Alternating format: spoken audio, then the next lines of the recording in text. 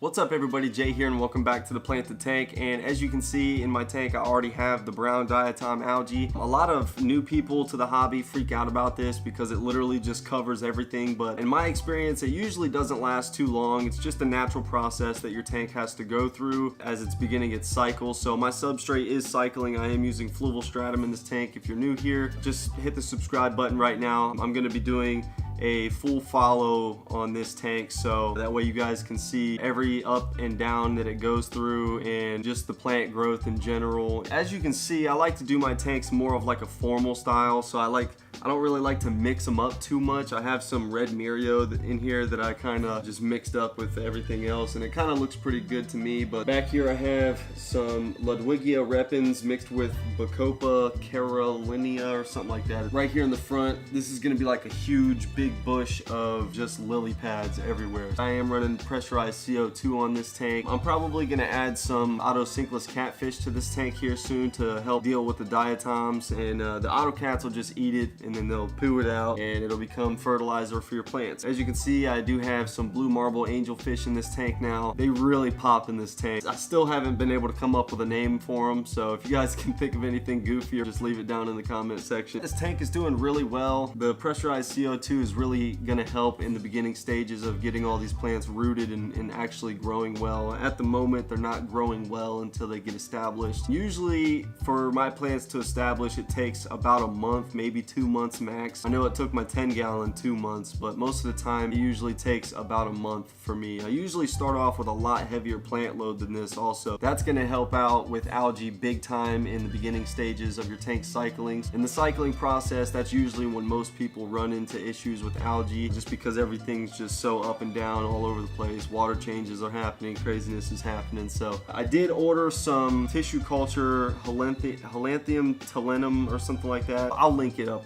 in the description in the comment section and stuff. I'll put it on screen right here, so I can't pronounce this stuff whatsoever. But I ordered 2 pots of it. It's basically like, it's kind of like dwarf hairgrass or dwarf Sagittaria. It looks pretty much exactly the same. It grows a lot faster in my experience, so hopefully I can cover this whole foreground section and it's gonna look really nice. That's basically all I got for this video. Just a little insight on what I do for brown Diatom Algae. If you're new here, consider subscribing. Hit the subscribe button, just do it. Hit the notification bell and the thumbs up button on this video if you enjoyed it. And as always, keep it planted.